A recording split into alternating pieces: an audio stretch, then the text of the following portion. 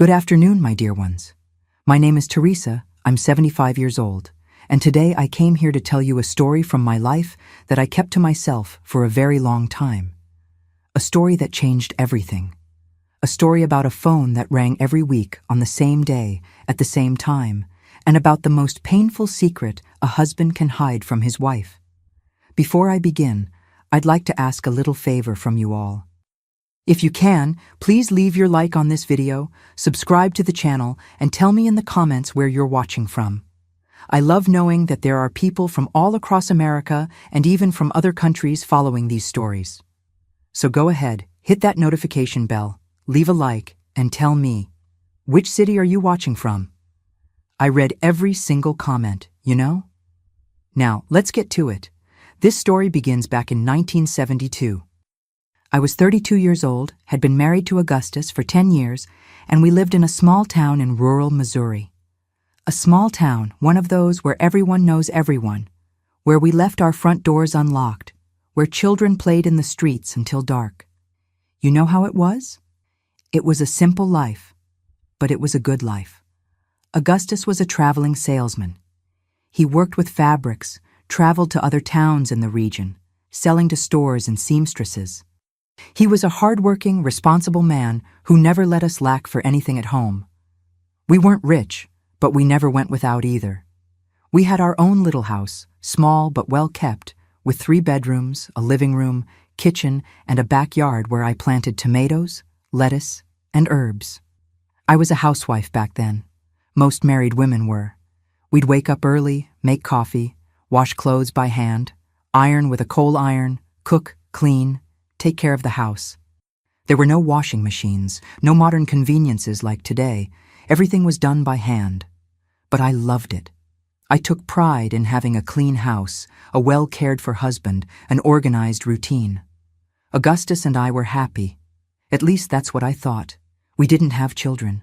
I had lost 2 babies early in pregnancy, and after that, I couldn't get pregnant again. It was a pain I carried for a long time. But Augustus always said we were still a family, just the 2 of us. He was affectionate, attentive. Every Sunday we went to church, had lunch at my mother's house, or his mother's, came home and spent the afternoon listening to the radio. In the evenings, we'd sit on the sofa and he'd tell me about his week's travels, about clients, about the towns he visited. It was a peaceful life, a predictable life, a life that seemed perfect. But in April 1972, something changed. It was a Thursday. I remember it clearly because Thursday was always the day Augustus traveled to make his route through neighboring towns. He'd leave home at 7 in the morning by bus, carrying his sample cases with fabric swatches, and only return around 7 at night every Thursday, without fail. On that particular Thursday, I was at home doing my usual things. In the morning, I got up early, made coffee, made the bed, put clothes to soak in the wash tub. Augustus left as always, kissed my forehead, and said he'd be back in the evening. I stayed home alone, as I did every Thursday. Around 3 o'clock in the afternoon, I was in the back of the house, in the yard, hanging clothes on the line. It was a beautiful sunny day, but not too hot. I remember the smell of soap bar on my hands, the sound of clothes flapping in the wind, and suddenly the phone rang. Back then, having a phone at home was something for people who had a bit more means, you know. We had managed to install ours about 5 years earlier, and it was always exciting when it rang. Whenever the phone rang, I'd drop everything and run to answer it because it could be an emergency, some important news. So when I heard the phone ring from inside the house, I dropped the wet clothes in the basin and ran inside. The phone was in the living room, on a corner table, near the window. It was one of those old black phones with a heavy rotary dial that made a loud noise when it rang. Ring, ring, ring, ring. I ran from the kitchen to the living room, wiping my hands on my apron, but when I got close to the phone, it stopped ringing. There had been exactly 3 rings. I counted later, when I started paying attention. 3 rings, and it stopped. I stood there looking at the phone, a bit confused. I thought, oh, must have been a wrong number. The person gave up. I picked up the receiver anyway, put it to my ear. Silence. Not even a dial tone. Nothing. The call had been dropped. I put the receiver back on the hook and went back to the yard to finish hanging the clothes. I didn't think much about it. It happened sometimes, right? Phone would ring, person would give up, or it was a line problem. Normal stuff. Augustus came home that night, as always, around 7-something. He came home tired, with heavy cases, complaining it had been a long day. I served dinner: rice, beans, beef with onions, tomato salad. We ate while talking about his day, about sales, about a difficult customer he had encountered. And then, out of nowhere, in the middle of our conversation, he asked, "Oh, Teresa, did the phone ring today? Did anyone call the house?" I thought the question was a bit strange, but I answered normally. It did ring around 3 in the afternoon, but when I went to answer, it had already stopped ringing. Must have been a wrong number. And I swear to you, I saw his expression change. It was quick, but I saw it. His shoulders relaxed. He let out a small sigh, almost imperceptible, and quickly changed the subject. At the time, I didn't think much of it, but that stayed tucked away in a corner of my mind. The following Thursday, it happened again. 3 o'clock in the afternoon, I was in the kitchen peeling potatoes to make lunch for the next day. The phone rang. Ring, ring, ring, ring, ring, ring. 3 rings. I dropped the knife, wiped my hands on the dish towel, and ran to the living room. But when I got there, the phone had stopped ringing again. I picked up the receiver. Silence. Nothing. How strange, I thought. 2 Thursdays in a row, same time. That night, Augustus came home, and again in the middle of dinner he asked, "Did the phone ring today?" I answered, "Yes, it did, at 3 in the afternoon, just like last week, but it stopped ringing before I could answer."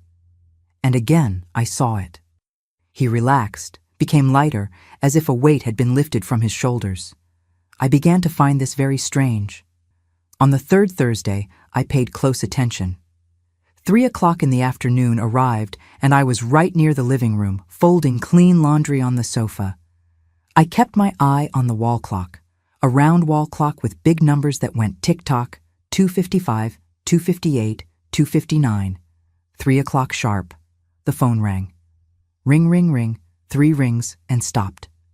I was 2 steps from the phone. I grabbed the receiver immediately, put it to my ear. Hello? Silence. But it wasn't a dead silence, you know. It was a living silence, as if someone on the other side was holding their breath. I could sense there was someone there. Hello? Is anyone there? Nothing. And then, a click. The person hung up. I stood there, holding that heavy phone with my heart racing. Something was very wrong.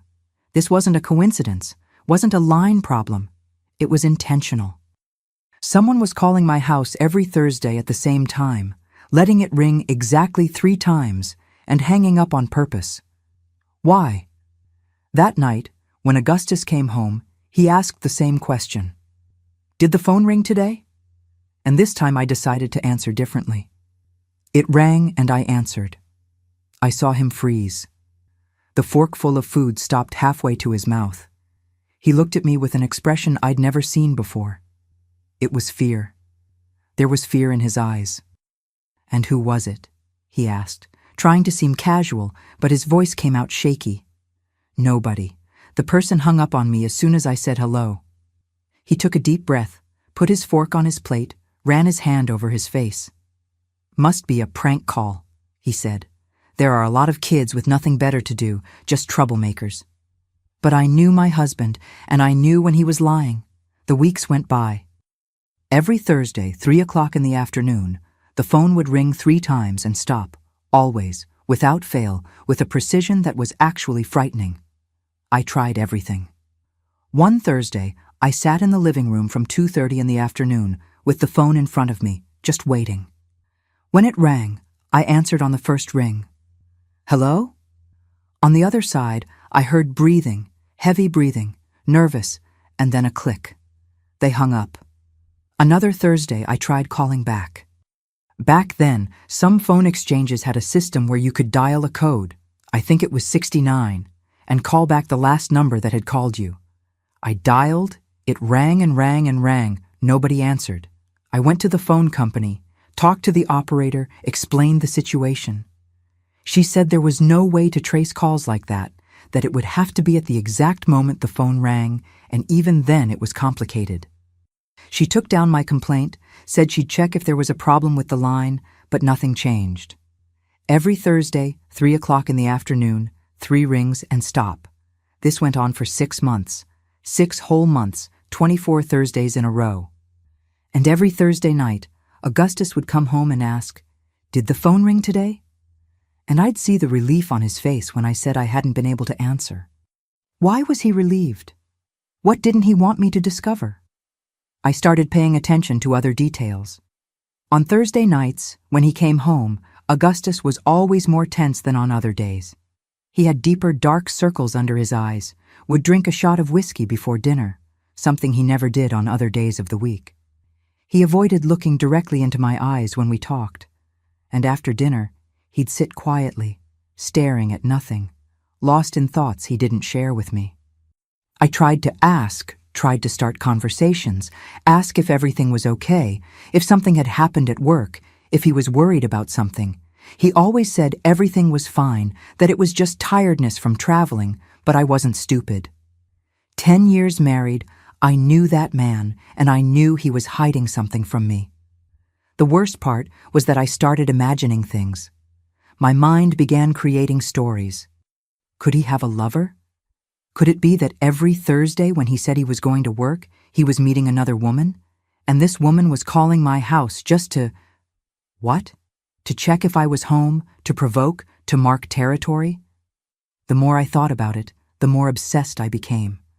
I started going through his clothes, looking for perfume, lipstick, any sign. Nothing. I started smelling his shirts when he came home. Nothing.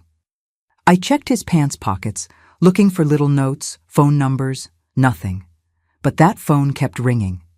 Every Thursday, 3 o'clock, 3 rings. I was going crazy. I started having insomnia.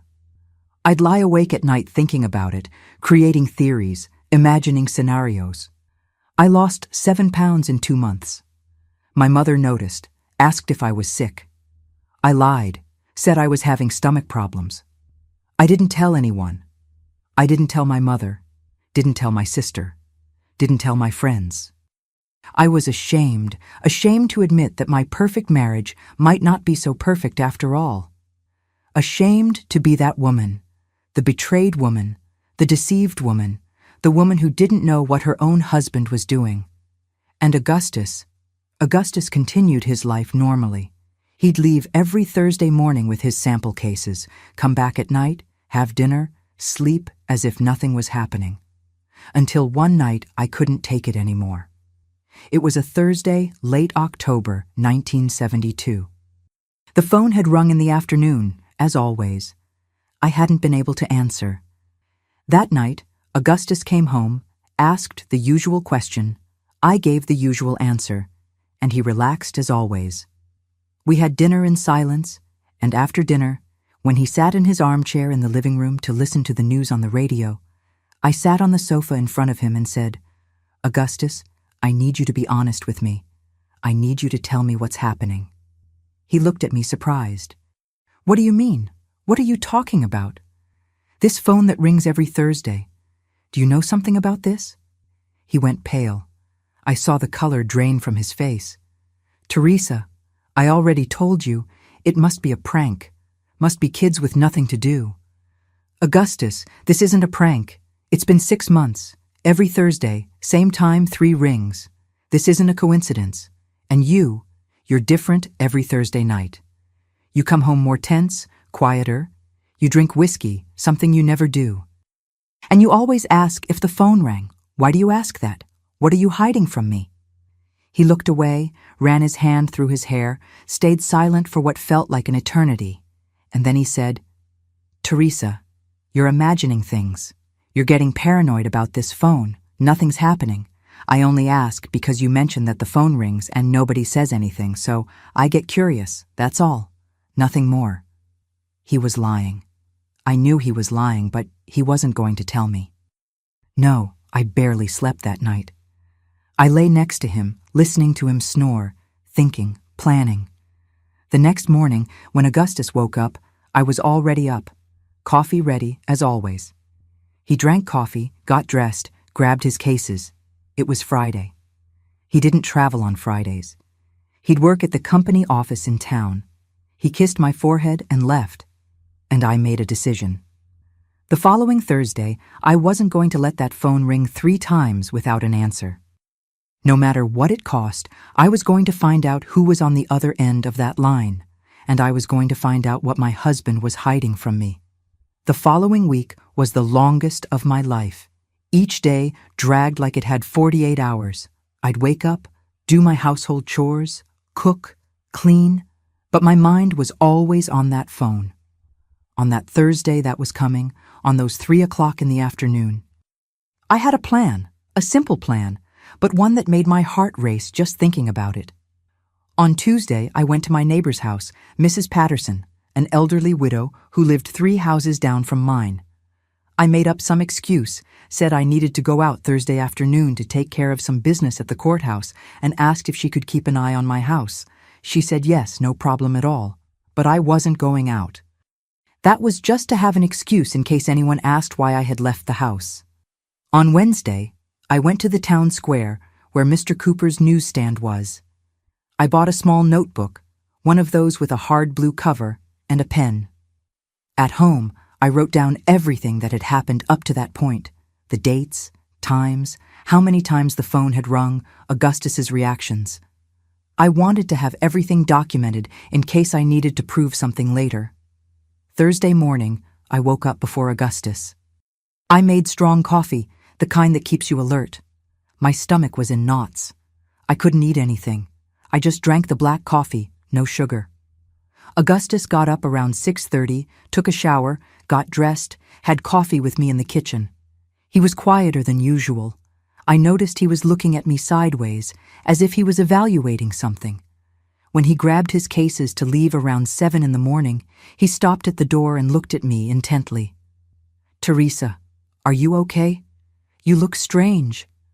I forced a smile. "I'm fine. I just didn't sleep well last night. Must be the heat." He kept looking at me for a few more seconds, as if he didn't believe me, but then shrugged, gave me his usual forehead kiss, and left. As soon as I heard the gate close, I let out the breath I'd been holding. My hands were shaking. I spent the entire morning trying to keep myself busy, but it was impossible. I washed the coffee dishes 3 times because I forgot I had already washed them. I swept the house twice. I paced back and forth like a nervous hen. Noon came. I heated up yesterday's lunch. I had made pasta. I put it on my plate, but could barely eat. My stomach was closed with anxiety. 1 o'clock in the afternoon, 2 o'clock. Each minute passed too slowly. 2:30 in the afternoon, I went to the bathroom, washed my face with cold water, looked at my reflection in the mirror. I was pale, had dark purple circles under my eyes, looked 10 years older. "Courage, Teresa," I said quietly to my reflection. "You need to know the truth." 2:45. I went to the living room. I sat in the chair next to the phone. I stared at the clock on the wall. The second hand moved slowly, slowly, slowly. Tick-tock, tick-tock, 2:50. My hands were sweating. I wiped them on my dress skirt. 2:55. My heart was beating so hard I could hear the sound of it in my chest. Thump, thump, thump, thump, thump, thump. 2:58. I put my hand on the phone. Ready. 2:59. I held my breath. 3 o'clock in the afternoon sharp. The phone rang. Ring. On the first ring, I snatched the receiver from the hook and put it to my ear. "Hello?" Silence on the other side. But it wasn't an empty silence. It was a full silence, full of breathing, full of presence. There was someone there, someone who didn't expect me to answer. "Hello, who is this? Who's there?" And then a voice, a female voice, low, trembling, frightened. "No, no, no, you weren't supposed to answer." My blood ran cold. "Who are you? Why are you calling my house?" "He said never to answer. He said—" The voice was panicked. It was a woman's voice, but it sounded strange, weak, as if the person was very far away or very sick. Who said? Who is he? What are you talking about? I heard a sob on the other side, and then the call dropped. Click. Silence. I stood there, holding that heavy phone against my ear, hearing the dead sound of the line. My whole body was shaking. It was a woman who knew I wasn't supposed to answer. A woman who someone, probably Augustus, had instructed never to let the call go through if I answered. Why? Who was she? What was happening? I hung up the phone with hands shaking so much I almost dropped it on the floor. I sat on the sofa because my legs were weak. I put my hands on my head. A woman. He had a woman calling our house, and he knew. He knew and was hiding it from me. I started to cry. It wasn't loud crying. It was quiet, muffled crying, the kind that hurts in your chest. I cried there alone in the living room, with the afternoon sun coming through the window, with the sound of the street outside, children playing, dogs barking, normal life happening while mine was falling apart. How long did I stay there? I don't know. Could have been 10 minutes, could have been an hour. When I managed to get up, I went to the kitchen, washed my face in the sink, looked out the window at the yard. Everything the same, clothes drying on the line, chickens pecking around, the peach tree in the back. But nothing was the same. Nothing would ever be the same again. I went back to the living room, looked at the phone, and made another decision. I needed to find out who that woman was, and I knew how to do it. I went to the bedroom, got my purse. Inside, it was the paper where the phone company operator had written down my complaint protocol weeks ago. It also had the phone number for the central office. I dialed. It rang 3 times before someone answered. Phone company, good afternoon. It was the same operator from before, Mrs. Johnson, an elderly woman with a tired voice who knew half the town. Mrs. Johnson, this is Teresa, Augustus's wife. Do you remember I came there a few weeks ago complaining about strange calls? Oh yes, Mrs. Teresa, I remember. Were you able to identify who it was? No, but today I answered, and I need to know where that call came from. Is it possible for you to check for me? She hesitated. Look, Mrs. Teresa, that's not really protocol, you know. We don't usually give out that kind of information. Please. My voice came out more desperate than I wanted. Please, Mrs. Johnson, I need to know. It's very important. There's something very wrong happening, and I need to understand what it is. Silence on the other side. Then a sigh. Okay, give me a few minutes and I'll check here in the records. What's your number again? I gave her the number. I heard her shuffling through papers, typing something. Back then they wrote everything by hand, in big record books. Let me see here. Calls received today. 3 o'clock in the afternoon, right? Yes, exactly 3 o'clock. More paper shuffling. My heart was beating fast. Found it. The call came from... Wait, that's a strange number. It's a long-distance central number. Let me see where it's from. I waited. Every second was an eternity. Here, the call came from the Springfield Central, and by the code it was made from an institutional public phone. Institutional? What does that mean? It means it's not a regular street payphone. It's from some institution, hospital, school, city hall, those kinds of places. They have internal public phones for patients, employees. Hospital. The word hit my head like a stone.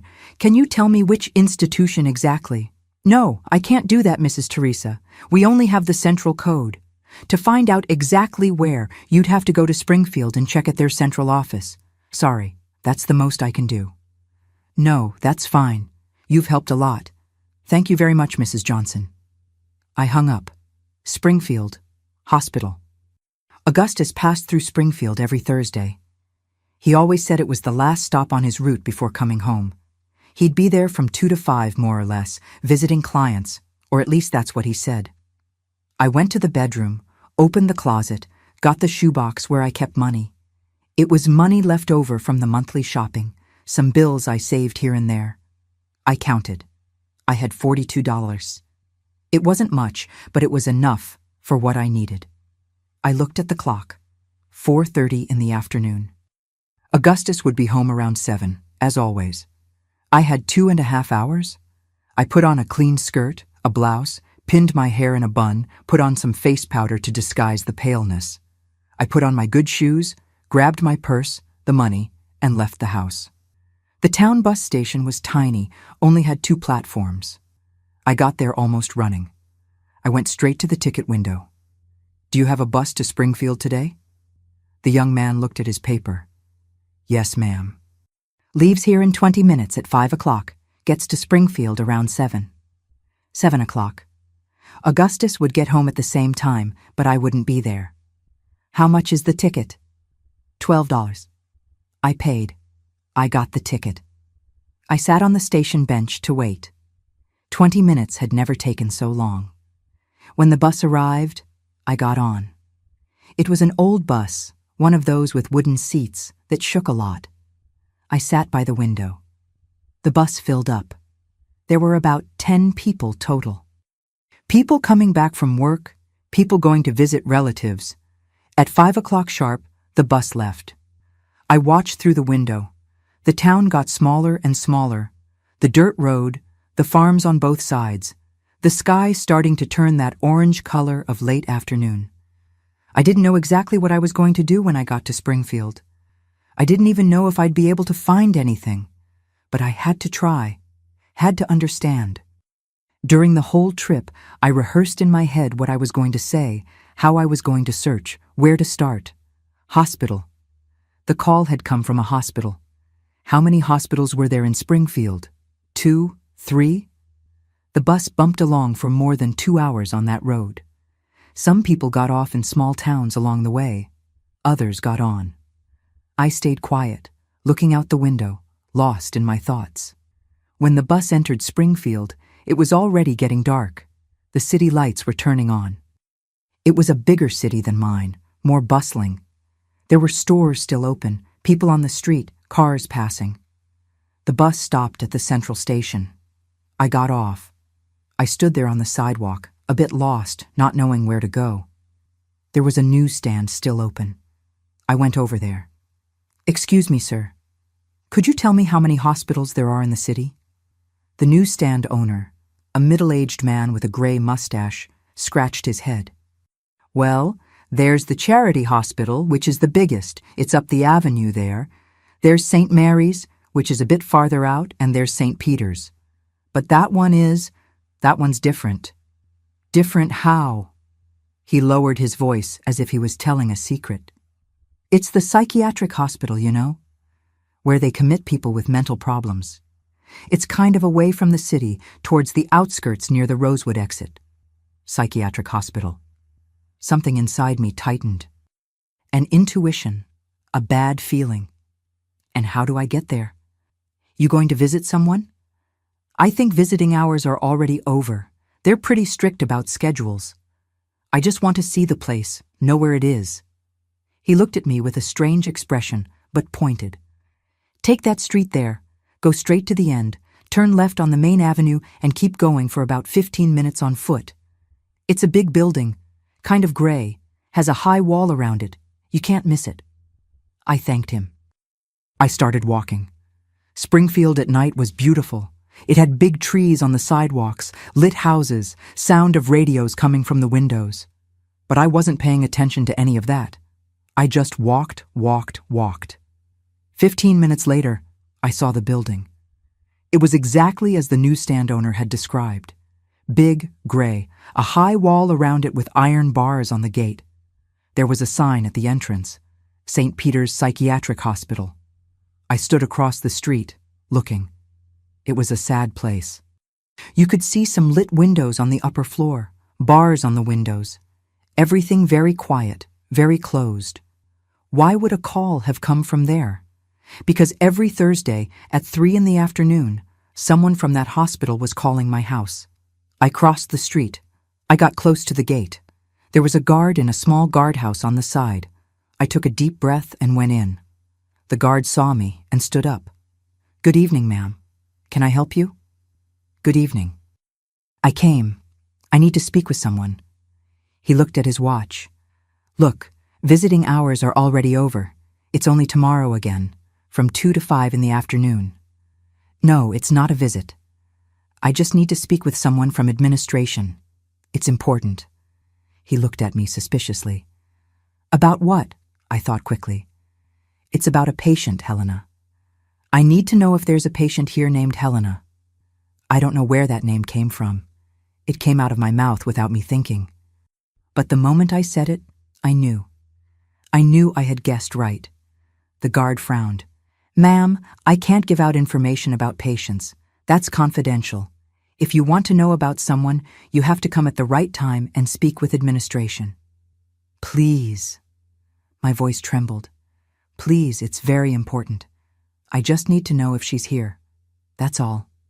He sighed, looked to the side, as if checking if anyone was watching. Look, lady, I shouldn't do this, but you seem like a decent person. Let me check here in the register.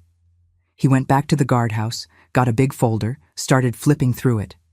Helena. Helena what? Last name? I froze. I didn't know the last name, didn't even know if it was really Helena. I don't know the last name, but she's around 35 years old, more or less. He kept looking. There's a Helena here, yes. Helena Ferreira Williams, 36 years old, admitted since 1960. That's 12 years. 12 years. The ground spun under my feet. 12 years was exactly how long I'd known Augustus. We had met in 1960, got engaged in 61, married in 62. Are you related to her? I couldn't answer. Tears started falling on their own. The guard looked uncomfortable. Lady, are you okay? Want to sit down for a bit? I shook my head, wiped my face with the back of my hand. Thank you. Thank you for the information. I left there stumbling. I crossed the street. I sat on the curb under a tree and let the tears fall. Helena, a woman named Helena, had been committed to that place for 12 years, and she was calling my house every Thursday. Who was she? What was she to Augustus? And why had he never told me? I sat on that curb for I don't know how long. Could have been 10 minutes, could have been an hour. Time stopped making sense. The streetlights came on one by one. Cars passed. People walked on the sidewalk. Some looked at me curiously, others didn't even notice. There I was, a 32-year-old woman sitting on the ground, crying alone in a city that wasn't mine. Helena Ferreira Williams, 36 years old, committed for 12 years. The name kept spinning in my head nonstop. Ferreira Williams. That wasn't Augustus's last name. His last name was Silva. Augustus Silva. So who was she? Cousin? Childhood friend? Or... My stomach churned just thinking about it. Could she be a lover? Could she be someone he loved and who had gone crazy? And he had committed her here far from everything and continued maintaining contact through those silent calls? No, that didn't make sense. If she were a lover, why would she call my house? Why would he let her? Why create this strange 3-ring system? There was something I wasn't understanding, some piece that was missing. I got up from the ground, cleaned my skirt that had gotten dirty with earth, took a deep breath. I needed to get into that hospital. I needed to speak with this Helena. I needed to look into her eyes and understand what was happening. But the guard had said visiting hours were only from 2 to 5 in the afternoon. It was already past 8 at night. I looked at the gray building across the street. Some windows still had lights on. You could hear very quietly a sound coming from inside. It wasn't screaming. It was a constant murmur, as if dozens of people were talking to themselves at the same time. It gave me chills. I started walking back to the city center. I needed to find a place to spend the night. I didn't have money for a hotel. The $30 I had left barely covered food and a return ticket. I walked until I found a square with benches. I sat down. The night was warm, not cold. Some people were sleeping on other benches, homeless people, workers who had missed the last bus. I stayed there all night. I couldn't sleep. Every time I closed my eyes, I saw Augustus's face. I heard that female voice on the phone saying, "You weren't supposed to answer. At dawn, an old woman who sold coffee passed through the square with a cart. I bought a small cup, $5. The coffee was weak and lukewarm, but it gave me a little energy. The sun began to rise around 6 in the morning. The city gradually woke up, stores opening, people going to work, buses passing. I went to a bar that opened early. There was a payphone on the wall. I put in a quarter, dialed my home number. It rang, rang, rang. Augustus answered. His voice was desperate. "Hello? Teresa? Teresa, is that you?" I hung up without saying anything. At least now he knew I was alive. He had probably come home yesterday and not found me. He must be crazy with worry. Well, let him worry. I bought bread with butter at the bar, $3, ate slowly, making it last. I spent the morning walking around the city until it was 2 o'clock in the afternoon. It felt like time would never pass. I went into a church, sat in a pew in the back, pretended I was praying. Actually, I was just waiting. At 1:30, I couldn't stand it anymore. I walked back to the hospital. I got there around 1:30. The gate was open. The guard was different, not the same one from the night before. A younger man with a bored look. I walked in without him asking anything. I crossed the gate, climbed the steps to the main entrance. The front door was open. I went in. The smell hit me first. It was a smell of disinfectant mixed with something worse, something I couldn't identify. Urine, mold, despair. The hallway was long, with gray cement floor. The walls were peeling green paint. There were some closed doors on both sides. At the end, a staircase. A woman in a white uniform appeared from one of the doors. She saw me and frowned. "Did you come to visit someone?" "I did. I came to visit Helena Ferreira Williams." She looked me up and down. "Are you a relative?" I thought quickly. "I'm her cousin." She picked up a clipboard that was on a small table on the side. "Your full name?" "Mary Smith." I lied. I don't know why I lied. Maybe because I was afraid that if I gave my real name, they would somehow notify Augustus.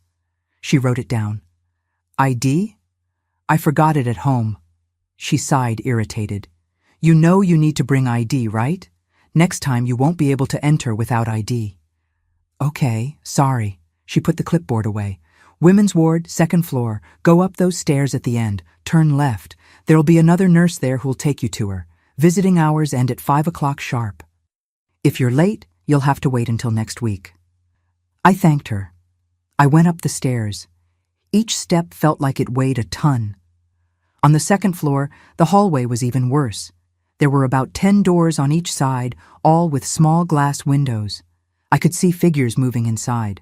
An older nurse was sitting at a desk in the middle of the hallway. "Good afternoon. I came to visit Helena Ferreira Williams."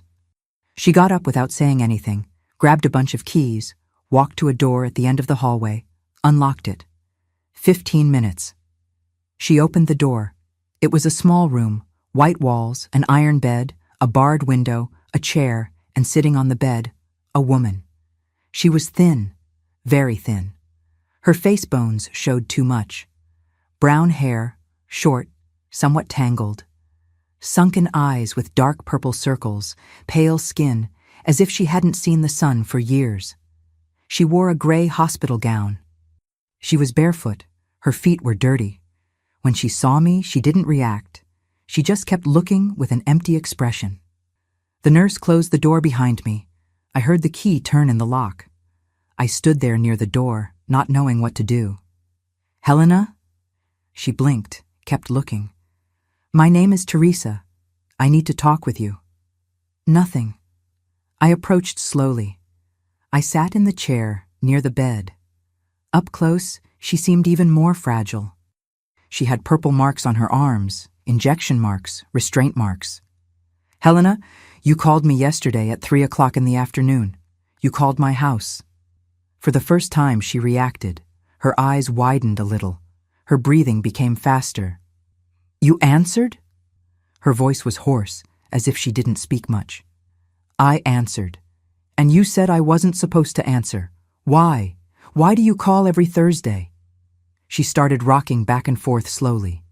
A repetitive movement, somewhat hypnotic. The 3 rings, the 3 rings. He promised the 3 rings. Who promised? Augustus? When I said his name, she stopped rocking. She looked directly into my eyes for the first time. You know my brother? The world stopped. Brother, she had said. Brother. Augustus? Augustus is your brother? She nodded slowly. Augustus is my older brother. He took care of me. Before I came here, he took care of me. My head was spinning. Augustus had a sister he had never, ever mentioned. A sister committed in a psychiatric hospital for 12 years. Helena, why are you here? What happened to you? She went back to rocking. Her eyes became distant again.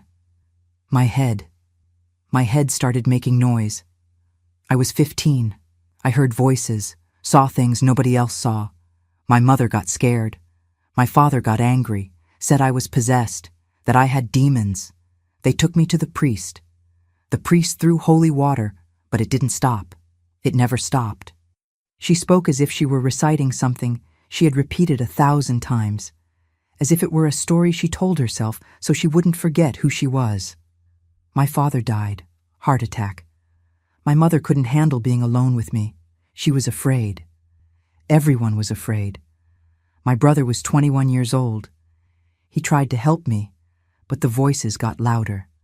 I screamed. I broke things. I couldn't stop. Tears started falling down her face. My mother brought me here. Said it was just for a while, until I got better, but she never came back. She died 6 months later. Stroke. My brother was left alone. He had just gotten engaged. My stomach tightened. Engaged to whom? She looked at me. I don't know the name. He never said, but I know her family didn't want him to have a crazy sister. It was her or me. He had to choose. My own tears were falling now too. And he chose her. Helena nodded. He chose her. He came here once, after he got married. He cried, asked for forgiveness, said he couldn't take me out of here, said he couldn't afford it, that the wife couldn't know, that her family was important. But he said he would never forget me. She raised her trembling hand and pointed to the wall. He created a code. Every Thursday, 3 o'clock in the afternoon, he would call the phone in the hallway, let it ring 3 times. It was the signal that he was alive, that he remembered me. I had to be near the phone at that time, but I could never answer, just listen to the 3 rings, because if someone answered, they might find out, might tell his family, might ruin everything. My voice came out in a whisper. And you've been doing this for 12 years? Waiting for the phone to ring every Thursday? It's the only thing that keeps me sane. Knowing that he still exists, that he didn't die, that someone out there still remembers I exist. She went back to rocking. But yesterday you answered and I got scared. Scared that he would get angry, scared that he would stop calling, scared of losing the 3 rings. I couldn't speak. There was a knot in my throat that wouldn't let the words out.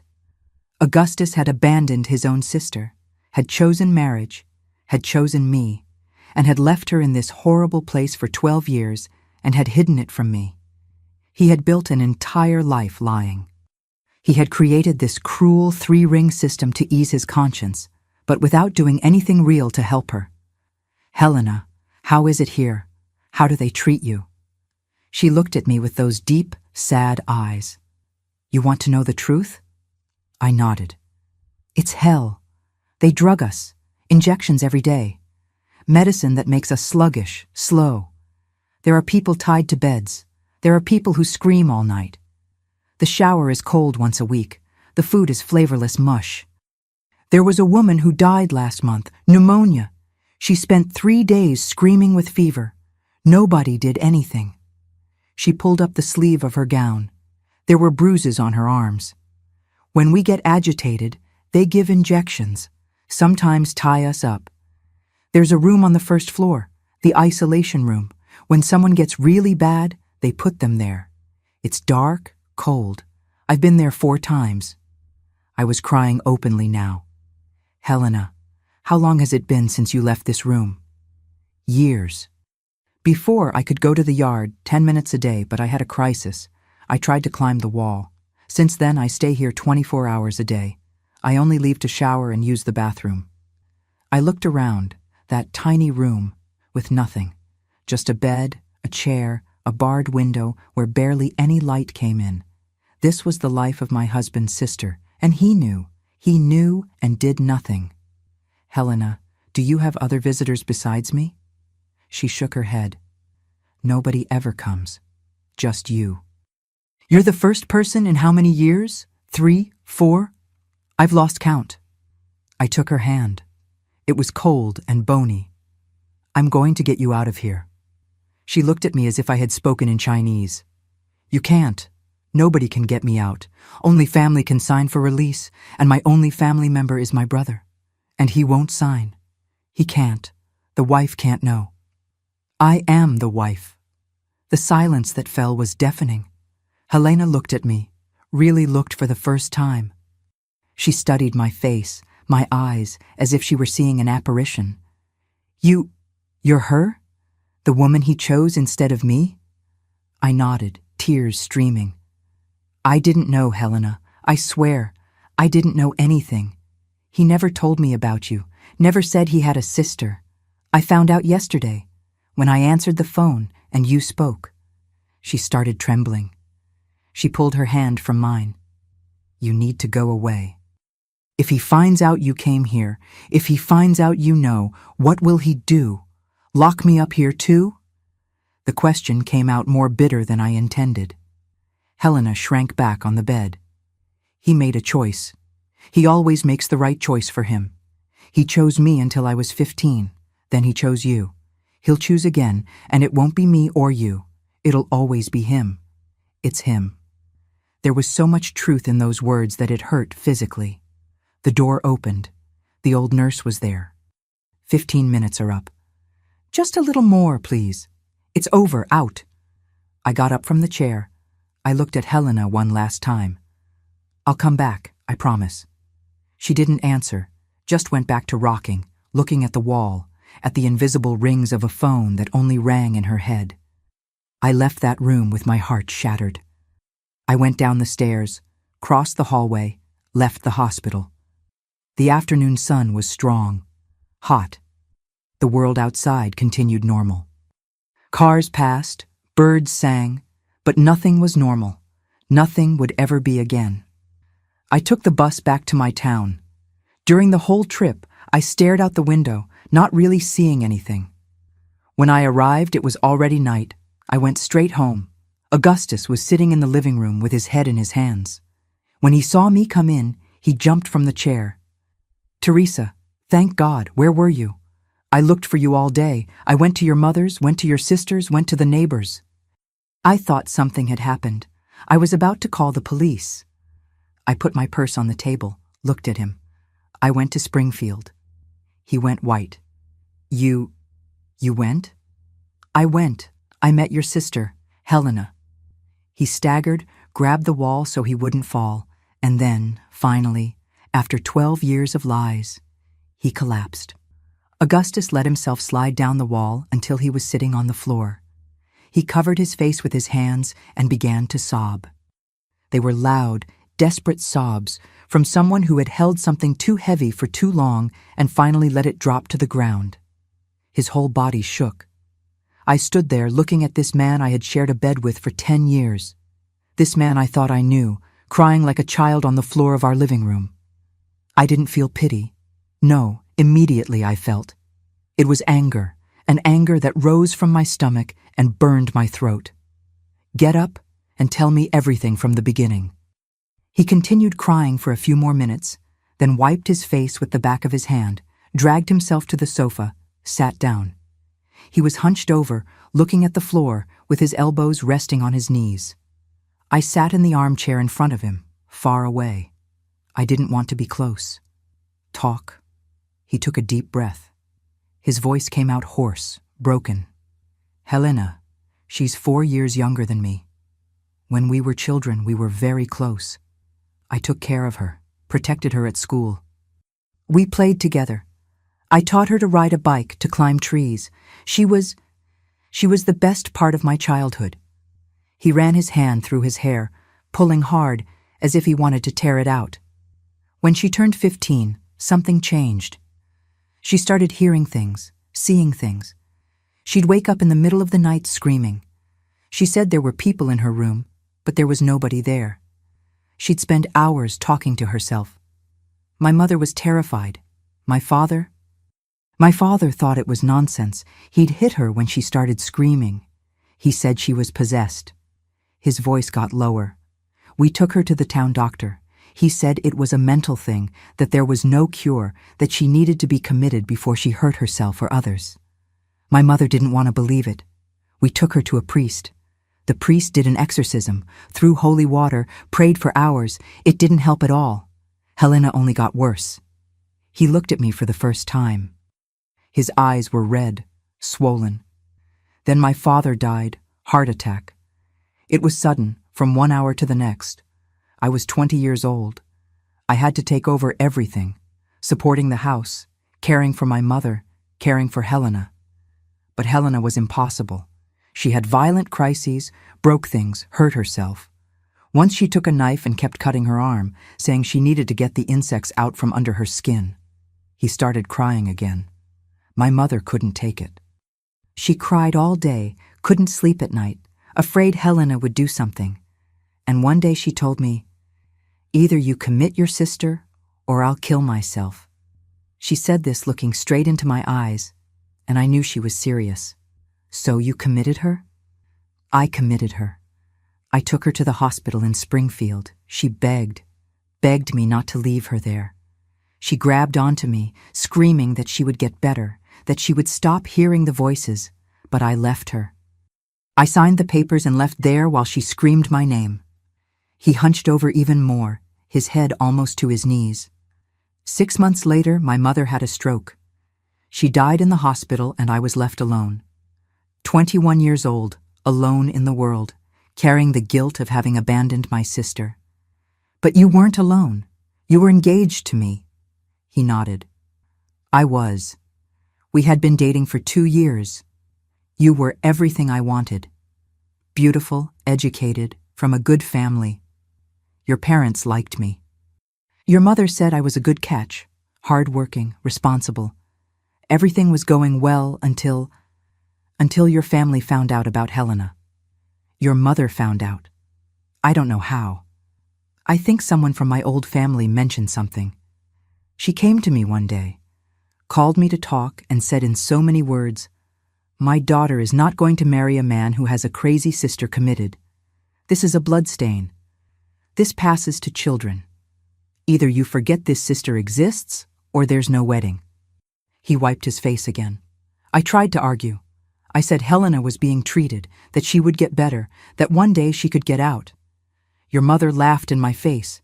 She said people like that never get better, that they become a burden for the rest of life. And she gave me a week to decide. "And you decided." I decided. His voice came out in a whisper of shame. "I was 21 years old. I was in love with you. I didn't want to lose you. And Helena was already there. She was already being cared for. She had shelter, food, medicine. What more could I do?"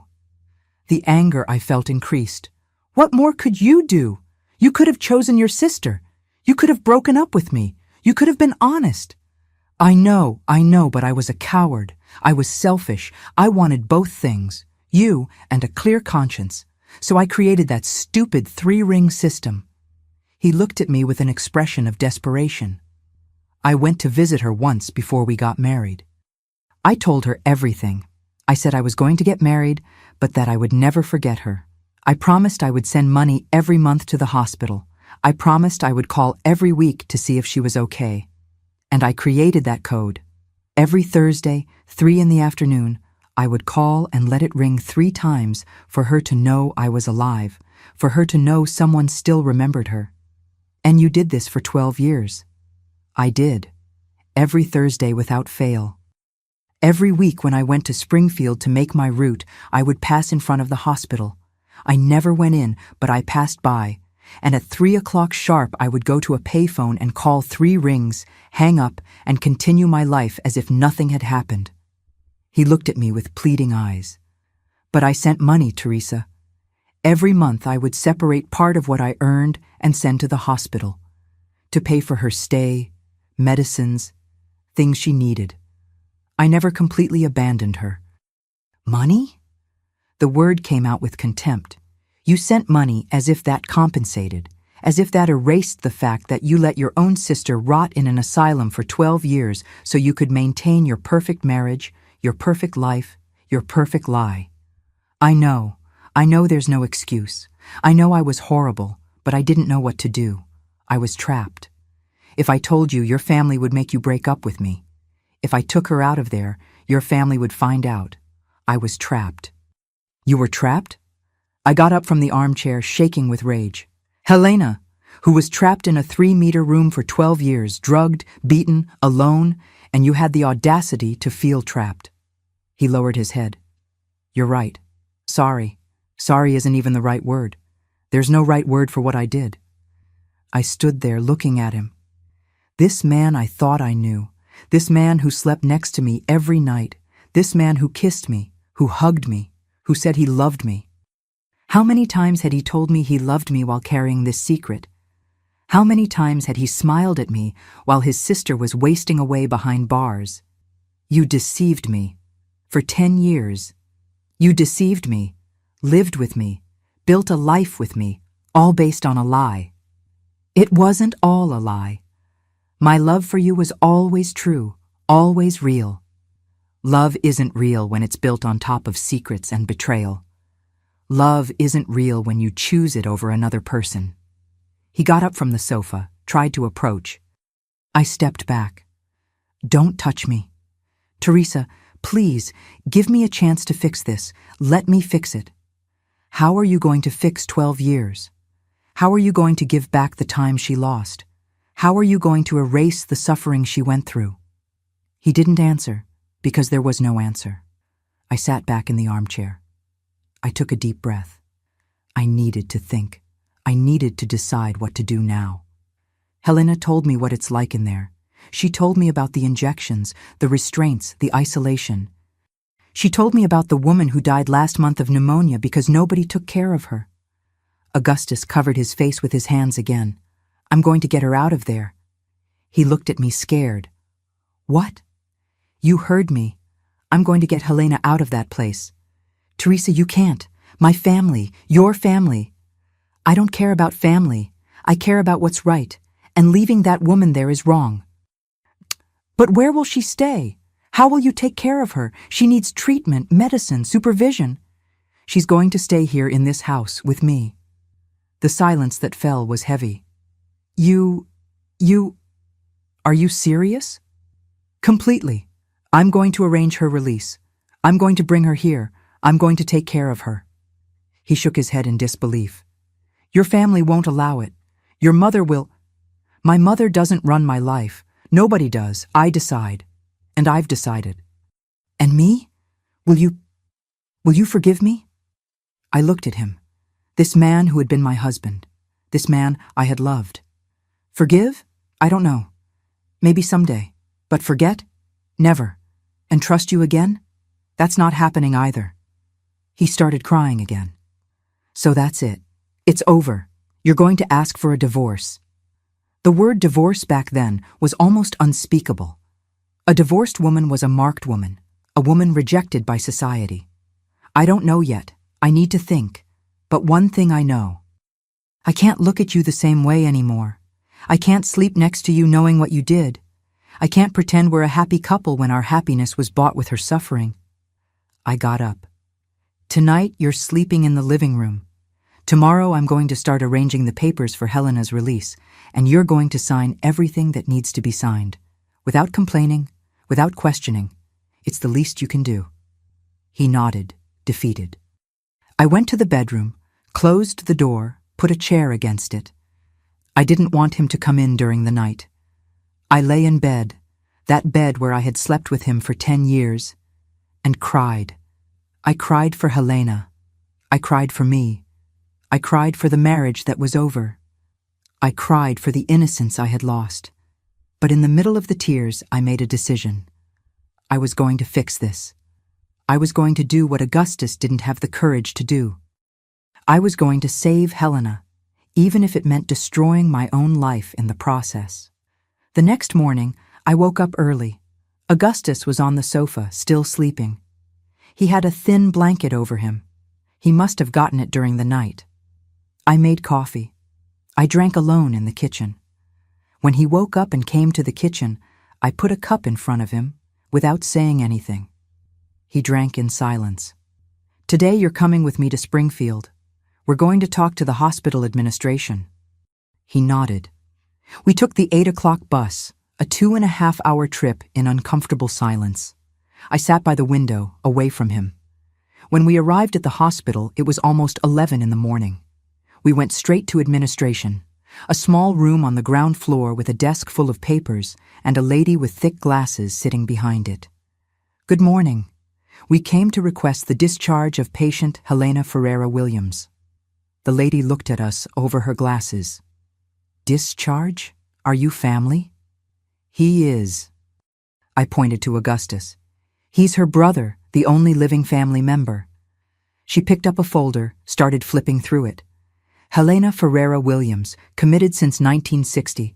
Wow, that's a long time. And in all these years, there was never a discharge request. Why now? Because now there is. We want to take her out of here. She took off her glasses, cleaned them, put them back on. You understand that the patient needs special care, right? She has a history of crises, episodes, controlled medication. It's not simply signing a paper and taking her away. I understand, and I'm willing to take on that responsibility. Are you a nurse? Do you have medical training? No, but I have determination, and I have love, which is more than she's had here in the last 12 years. The woman made a sour face. Look, miss, we do the best we can with the resources we have. It's not easy taking care of psychiatric patients. It requires structure, trained personnel. It requires humanity, and from what I've seen, that's not here. She turned red. If you're not satisfied with our services, feel free to take the patient away. But you'll need the legal guardian's signature, medical prescription for the medicines she uses, and a declaration that you assume total responsibility for what happens to her afterward. Where do I sign? She huffed, grabbed some papers, threw them in front of us. We spent an hour filling out everything. Augustus signed where needed. I signed as secondary guardian. The woman stamped, registered, kept copies. You can pick her up tomorrow. I'll prepare the documentation and the medicine prescription. Why not today? Because there are procedures. Tomorrow. We left there. On the way back to the bus station, Augustus finally spoke. Thank you. I didn't answer. The next day I went back. This time alone, I told Augustus I didn't need him. I took the morning bus. When I arrived at the hospital around noon, Helena was already waiting in the reception area. She was wearing old clothes, too big for her, a gray skirt and a yellowed white blouse. She had a small cloth bag with her belongings, combed hair, but still tangled. When she saw me, she stood still, as if she couldn't believe it. You came back? I said I would come back. Her eyes filled with tears. Nobody ever came back before. I took her hand. Let's go home. We signed the last papers. They gave me her little bag. Along with it came an envelope with medical prescriptions, and then we simply left. We walked through that gate that had imprisoned her for 12 years. She stepped onto the sidewalk and stopped. She looked at the sky, at the sun, at the trees, as if she were seeing them for the first time. It's so bright out here. We took the bus. She sat next to me, clutching my hand, trembling, looking at everything through the window with wide eyes. During the entire trip, she didn't let go of my hand once. When we arrived in my town, it was already getting dark. We walked from the bus station to my house, a 10-minute walk. When we went in, Augustus was there in the living room waiting. Helena stopped at the door when she saw him. The two of them looked at each other. 12 years of distance, 12 years of abandonment, 12 years of silence broken only by 3 phone rings every Thursday. And then Helena started to cry, a loud, desperate cry. Augustus took a step forward, another, and hugged his sister for the first time in 12 years. They stayed embracing there at the living room door for how long? I can't say. Could have been a minute. Could have been 10. Time stopped in that moment. Helena cried on her brother's shoulder. Augustus cried too, his hand trembling on her back, repeating quietly, "Forgive me, forgive me, forgive me." I stood there watching. Part of me wanted to feel something, anger, sadness, relief. But what I felt was just enormous tiredness, a tiredness that went to my bones. When they finally let go, Helena was shaking. Her legs were wobbling. "Come, you need to sit down." I held her arm and led her to the sofa. She sat slowly, as if every movement hurt. 12 years without freedom do that to a person's body. They forget how to function in the normal world. I went to the kitchen, got a glass of water, brought it to her. She held the glass with both hands, trembling, and drank in small sips. Augustus stood to the side, not knowing what to do, where to put his hands. He looked like a lost child. "Helena, you must be hungry. Let me prepare something for you." She shook her head. I can't eat yet. My stomach is closed." Of course it was. Years eating that horrible hospital food. Her body had forgotten what real food was. "That's okay. When you want to, let me know." I looked at Augustus. "Did you set up the room?" He nodded. "I did. I put clean sheets. I opened the window to air it out. I left a new towel on the chair." We had 3 bedrooms in the house. One was ours, mine now, because he continued sleeping in the living room. Another was a small room we used as storage. And the third was a guest room that was always closed because we never received visitors. I had asked Augustus to clean that room for Helena, take out the boxes, sweep, make it livable. "Helena, come, let me show you your room." She followed me slowly down the hallway. When I opened the door and she saw the room, a single bed with a flowered bedspread, a small dresser, a chair, a window with white curtains. She stopped at the door and started crying again. I have a room?" The question broke my heart. "You do. It's yours. You can do whatever you want here. Nobody's going to lock the door. Nobody's going to tie you up. You're free." She went in slowly, as if she were stepping on sacred ground. She sat on the bed, ran her hand over the sheet, looked at the window. It faced the backyard. You could see the peach tree, the chickens pecking around. "There's a tree? Can I see a tree from the window?" "You can. And tomorrow, if you want, you can go to the backyard. You can touch the tree. You can pick peaches. You can feel the grass on your feet. You can do everything you couldn't do there." She lay on the bed on her side in fetal position, still crying quietly. I got the bedspread, covered her. "Rest a bit. You've had a long day." I closed the door, but didn't lock it. I would never lock any door for her again. I went back to the living room. Augustus was sitting on the sofa, his head in his hands again. "And now?" I sat in the armchair. "Now we take care of her. We help her readjust. We give her what she needs." "And us? What about us?" "I don't know. I haven't decided yet. I just know that for now the priority is her. We'll see about the rest later." He nodded. That night none of us slept well. I stayed awake, listening to the sounds of the house, afraid Helena would wake up scared, afraid she'd have a crisis. But she slept all night. She was probably too exhausted to wake up. Early in the morning, when the sun started coming through the kitchen window, I began making coffee. The smell must have woken her, because a few minutes later I heard the bedroom door opening. She appeared in the hallway, barefoot, wearing the same clothes from the day before. Her hair was even more messed up. She looked around disoriented. Good morning. Did you sleep well? She took a while to answer, as if she were processing the question. I slept without injections, without noise, without lights on all the time. It was strange. Strange good or strange bad? Good, I think good. I pulled out a chair for her. Sit here. I'm going to make you coffee with milk and bread with butter. She sat, looking out at the backyard through the kitchen window. The chickens were pecking around outside.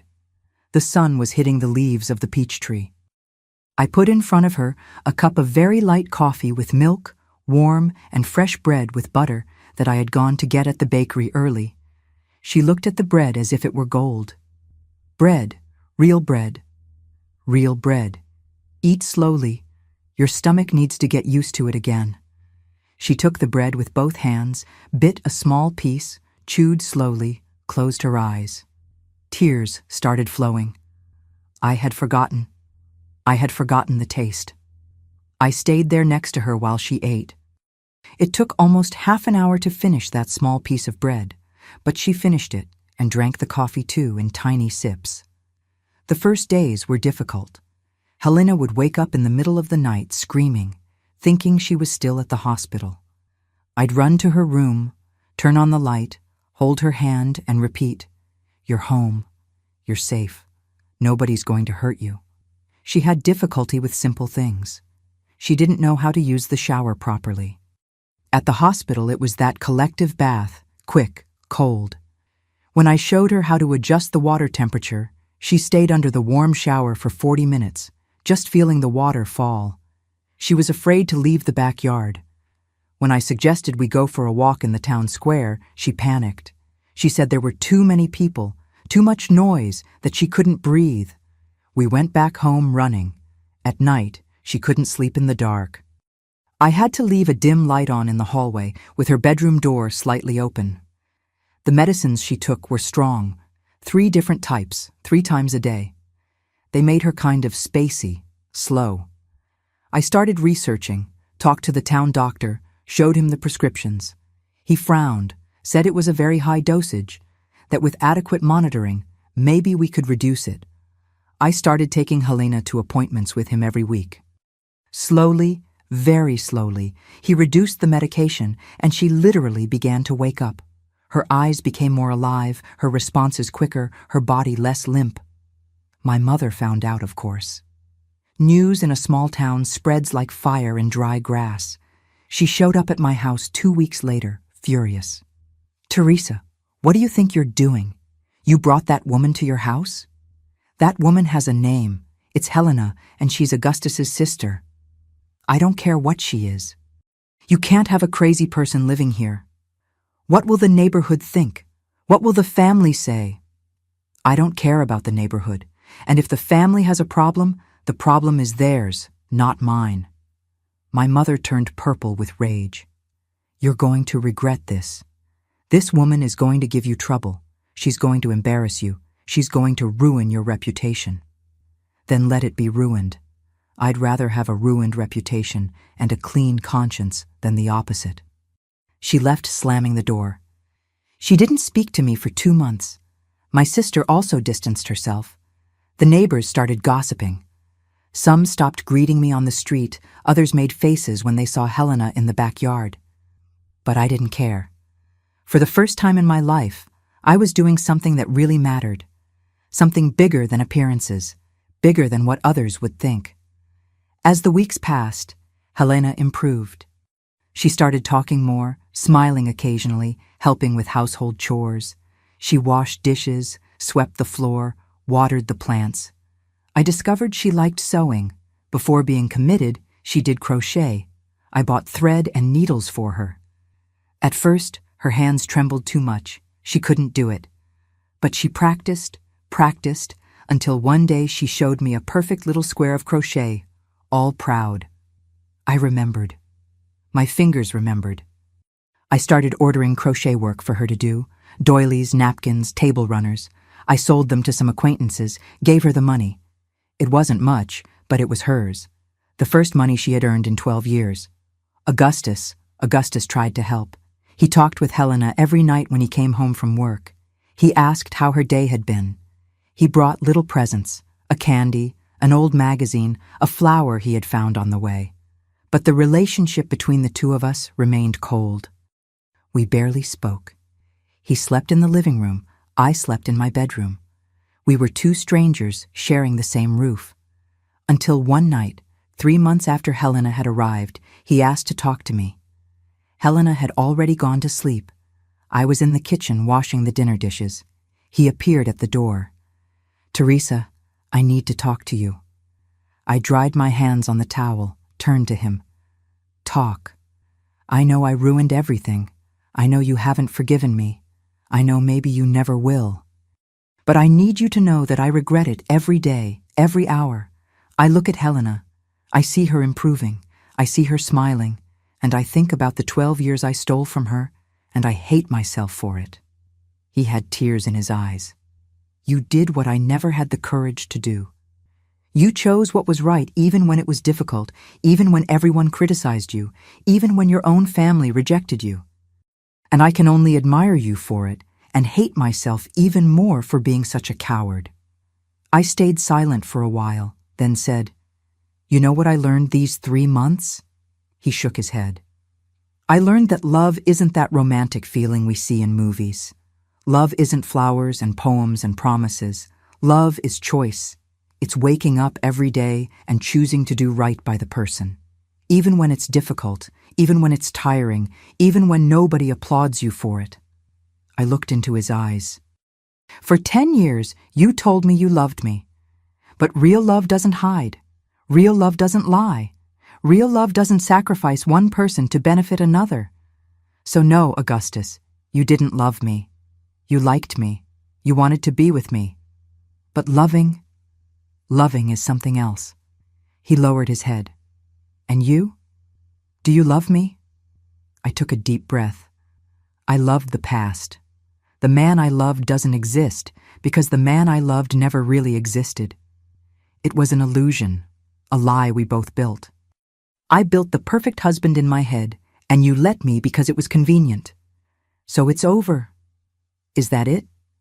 I don't know. I'm still trying to decide. Part of me wants you to go away, never wants to see your face again. But another part sees you trying to fix things, sees you with Helena, sees you genuinely repentant. And that part pities you. He looked at me with hope in his eyes. But pity isn't love, Augustus. Pity doesn't rebuild trust. The hope died. So what do I do? How do I fix this?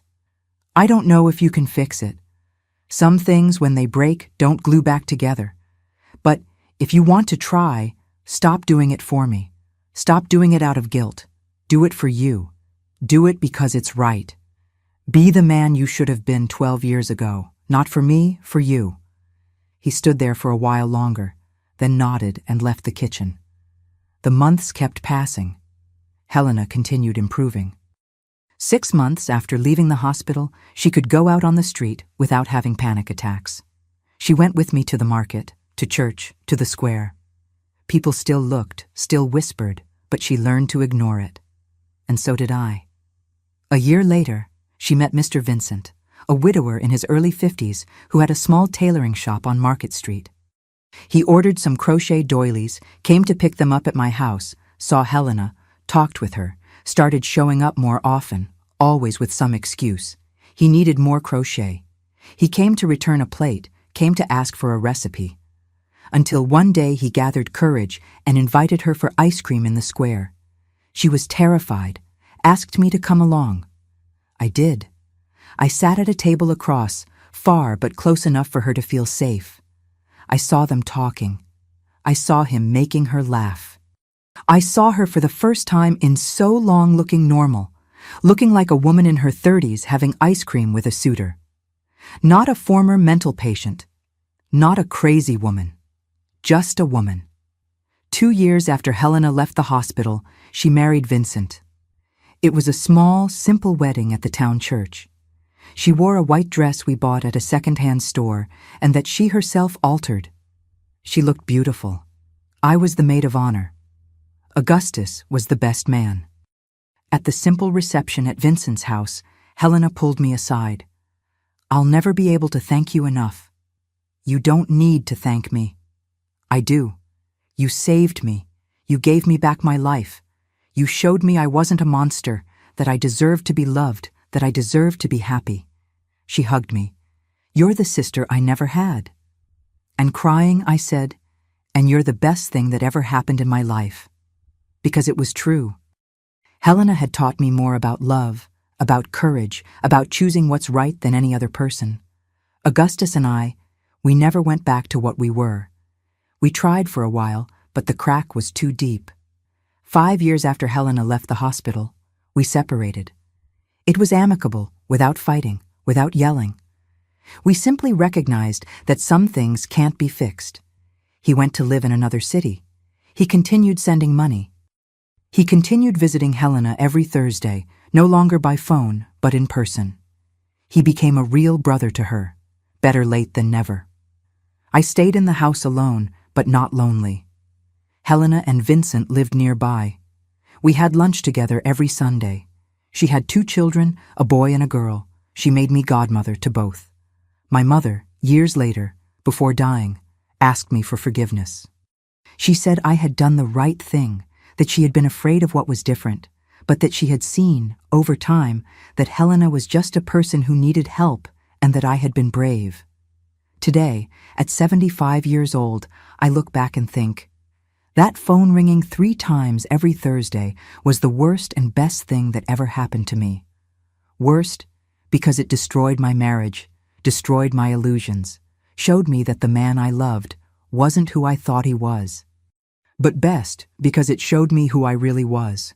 It showed me I was stronger than I imagined, braver, more capable of truly loving. Helena died 3 years ago. She lived to 68. She had a good life, a happy life, a life with love, with dignity, with freedom. At the funeral, I met Augustus. He was old, bent over, hair all white. We cried together, and he told me, "Thank you for doing what I didn't do. Thank you for saving her. Thank you for being better than me." I said, "She didn't need to be saved. She just needed to be loved." And that's what I want you to understand, my dear ones. Family isn't just blood. Family is choice. It's waking up every day and choosing to stay, choosing to care, choosing to love.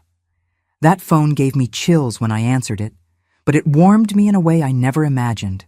It taught me that true love isn't easy, isn't convenient, isn't perfect, but it's real. And it's worth every tear, every sleepless night, every sideways look from the neighborhood. Because in the end, when we look back, it's not the easy days that define us, it's the difficult days. It's the choices we make when nobody's watching. It's the times we choose what's right, even when wrong was more comfortable. And I chose right, and I never regretted it, not for a second. Before I finish, my dear ones, I wanted to ask something of you. If this story touched your hearts in some way, if you felt something, whether sadness, anger, or hope, please leave your like on this video. Subscribe to the Grandma's Diary channel, because every like, every subscription shows me that these stories matter, that these life lessons haven't been lost, that there are still people who believe that real love is about difficult choices, not about movie happy endings. And tell me in the comments, would you have done what I did?